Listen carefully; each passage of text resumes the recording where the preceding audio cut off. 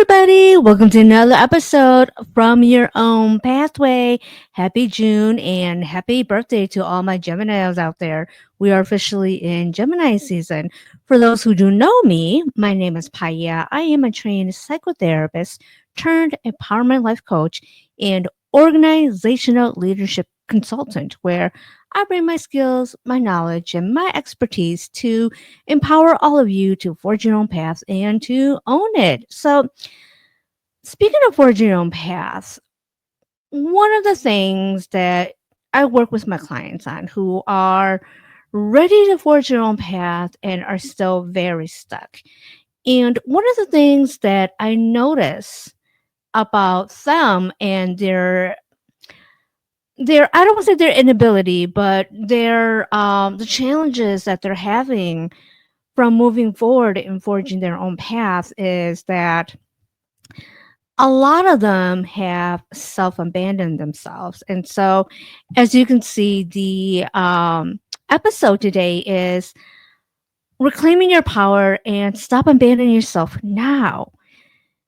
So, again, abandoning yourself, self-abandonment, I think a lot of us don't even realize that we have self-abandoned ourselves because a lot of us, have been conditioned to give and give and give to others. And I want to say that society has really conditioned young girls and women to really abandon themselves to meet the needs of others. And a lot of us in some cultures, some religions, some, family systems, we've been told and we've been taught that our worth and value is tied in what we can do for others. And of course, when we do that, we self abandon ourselves. And so today, we are going to talk about how you can stop abandoning yourself so that you can forge your own path and own it.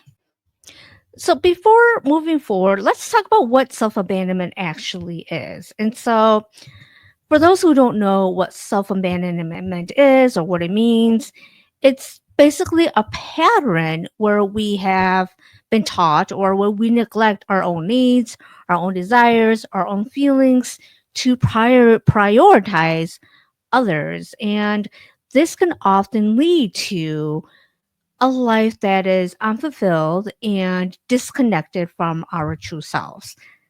Does this sound familiar? I bet it does.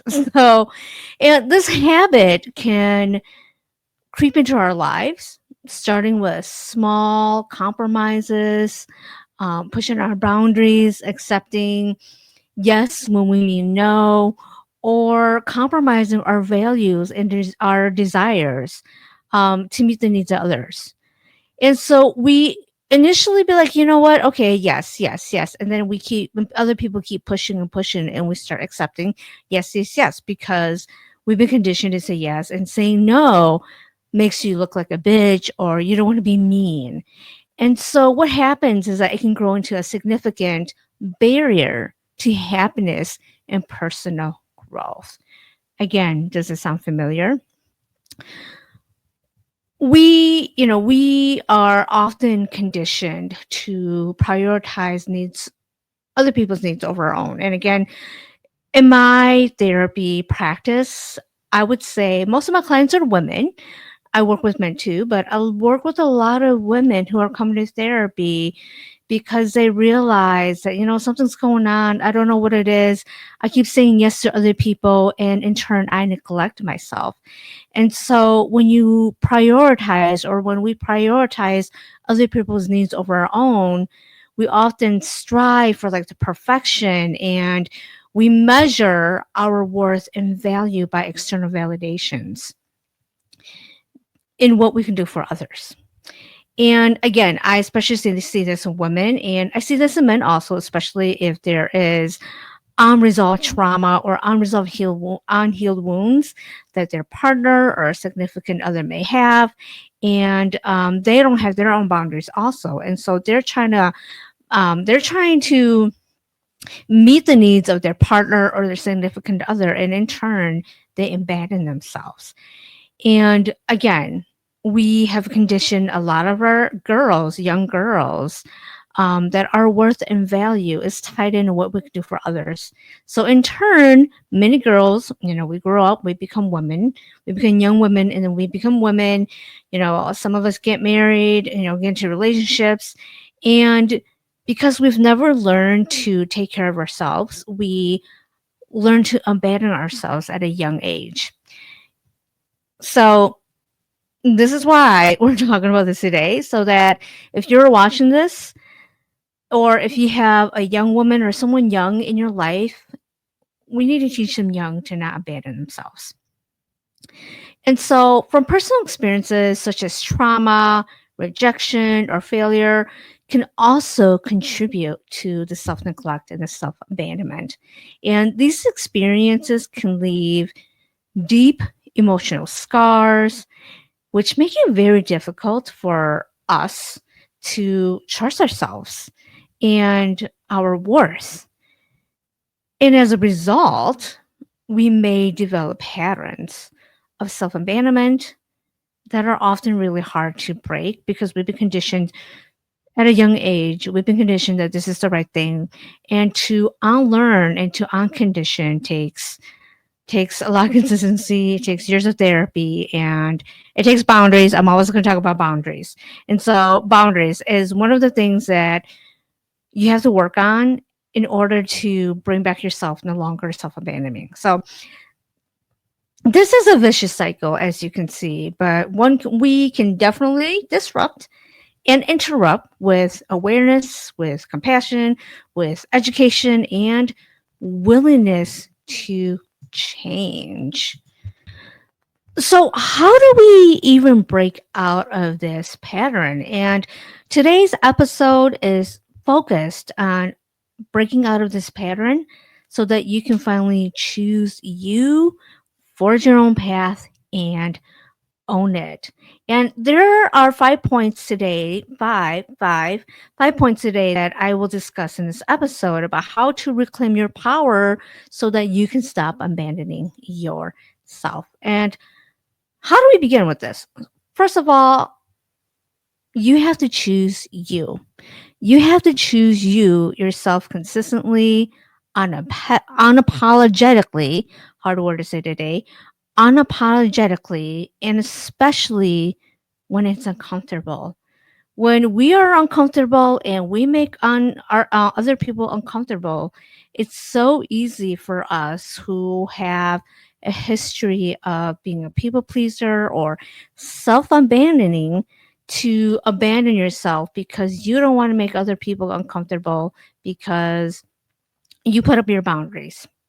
And so self abandonment happens when you shrink yourself, when you silence or you sabotage yourself to stay liked, to stay accepted, or to stay comfortable or easy for other people. And so we're going to stop doing that. We're going to stop doing that. And the first thing that you can do to stop that is recognize what self abandonment actually looks like.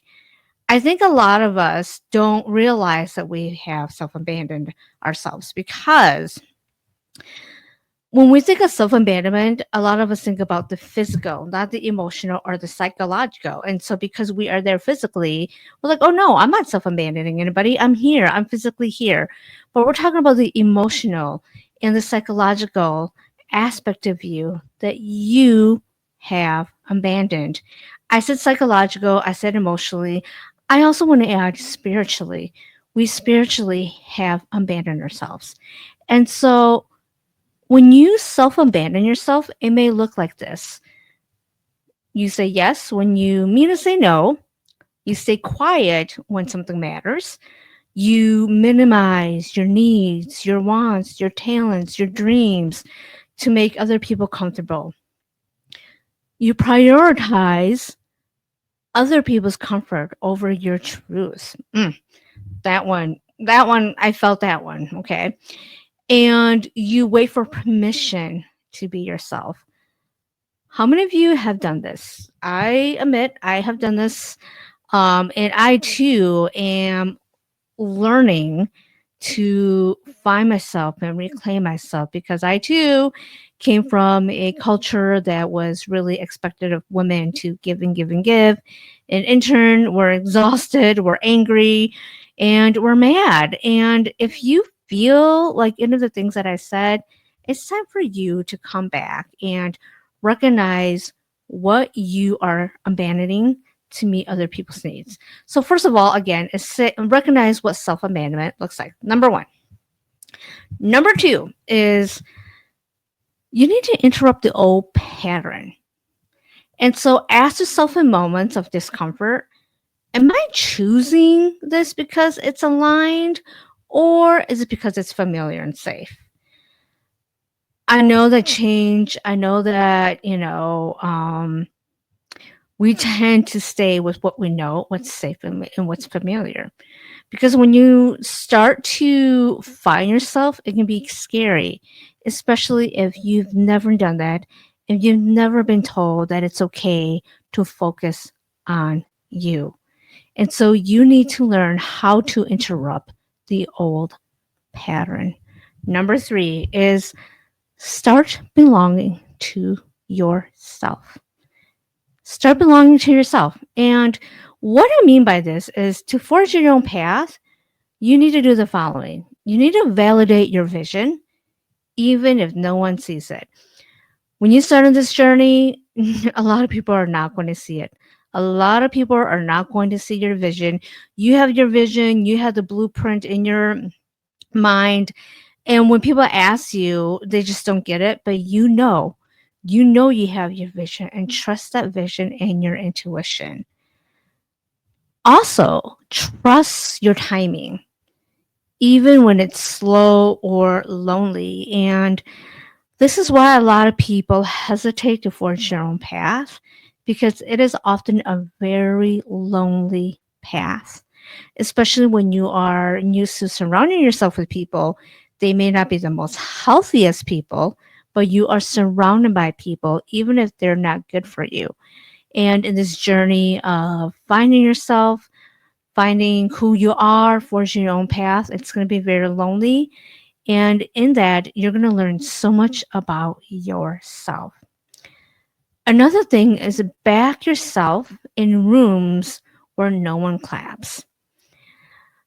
You're going to have to start learning how to clap for yourself. You're going to have to start learning to clap for yourself. I think one of the things that I really had to do, this may sound not silly, but putting out my content out there, my YouTube episodes, my blogs out there.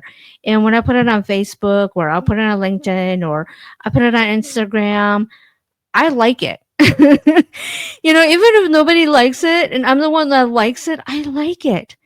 You have to clap for yourself, because if you can't even clap for yourself, how do you expect other people to clap for you? And so learn to clap for yourself, learn to validate yourself, learn to like and love yourself and the work that you do. And be your own anchor when things feel shaky. You got to be your own anchor. You're going to have to learn how to anchor yourself, especially when things are wavy, when it's shaky and you feel like it's so easy to pull away. Anchor yourself. So step number 3 is start belonging to yourself. Step number 4, learn to create moments of self-loyalty. When you abandon yourself, you don't know what loyalty is. You've been loyal to other people who have taken advantage of you. And again, in turn, you lost yourself. You gave others your loyalty when you needed to give to yourself. And giving yourself loyalty, it's not about grand gestures or, anything that is extravagant. It's about the simple things, like saying no without guilt, choosing rest without shame. That is one of the things that I'm really working hard on, is choosing rest without shame, because I think a lot of us have been taught that resting is being lazy, it's being unproductive. And so we're so used to always being a go, go, go, go, go, being busy that when we actually get rest, we feel guilty. Rest, rest, learn to rest without the guilt. Speaking up, even if your voice shakes, I went through a lot of that, especially early in my career. My voice shook a lot when I advocated for myself, and it was uncomfortable, but I said it, and I will never regret what I said in advocating myself. Ladies, I think we all can feel this, especially when we grow older or we have a certain body type that society feels like we shouldn't feel confident or love ourselves. Start wearing what feels good for you. Ladies, please wear what feels good for you.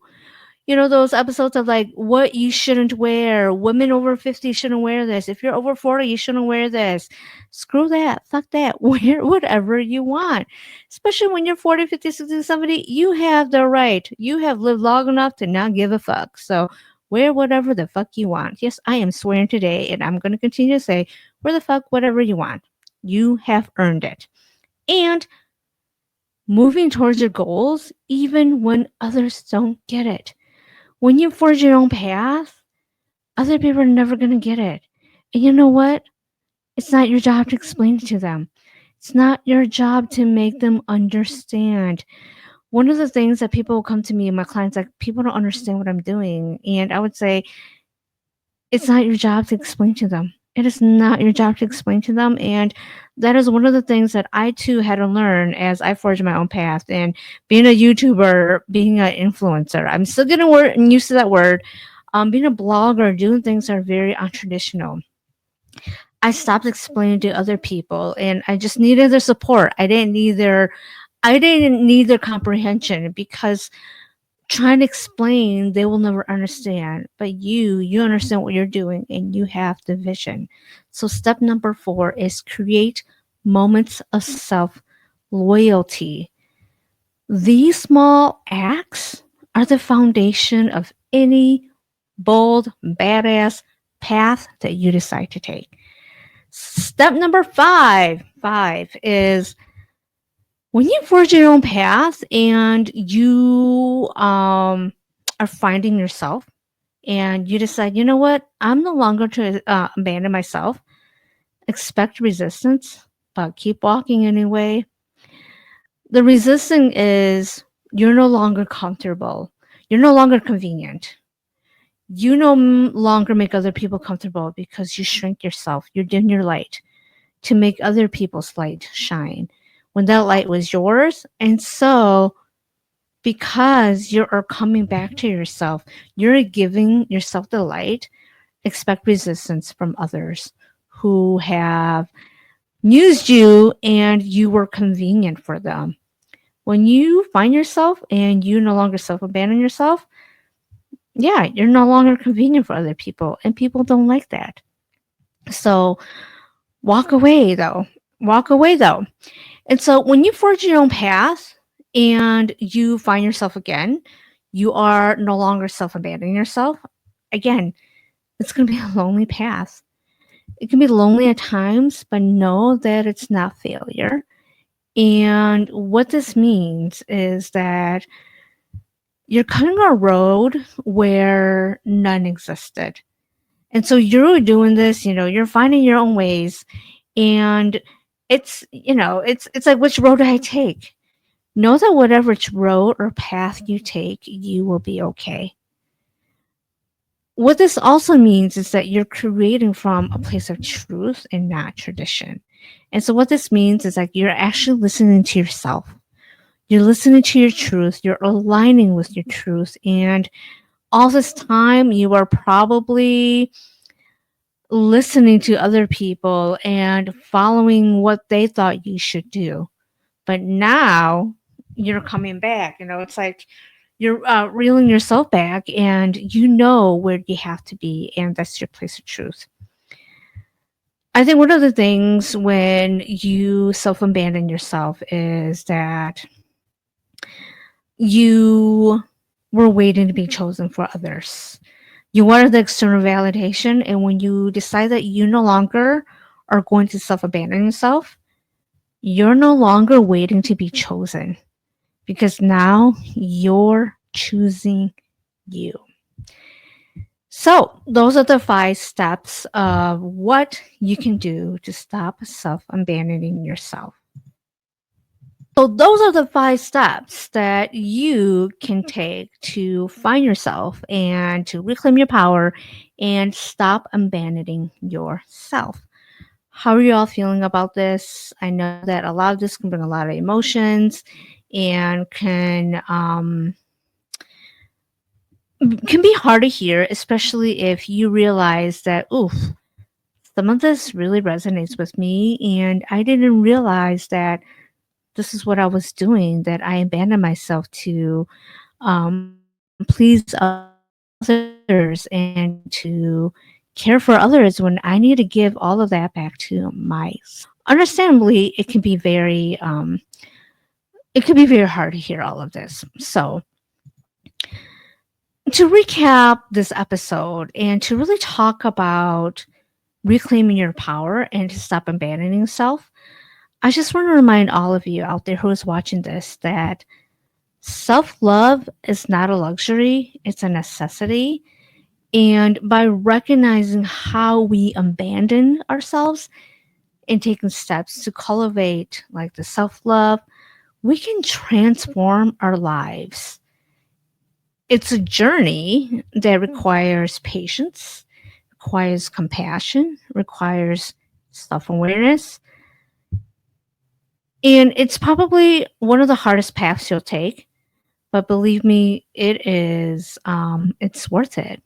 It's immeasurable. It is worth it. And so I hope you enjoyed today's episode. Again, I know it can be a hard one, especially for those who have given, given, give, and didn't realize that they were giving so much that they forgot to give the love, the care, the nurturing back to themselves. And it is never, ever, ever, ever too late to start doing this.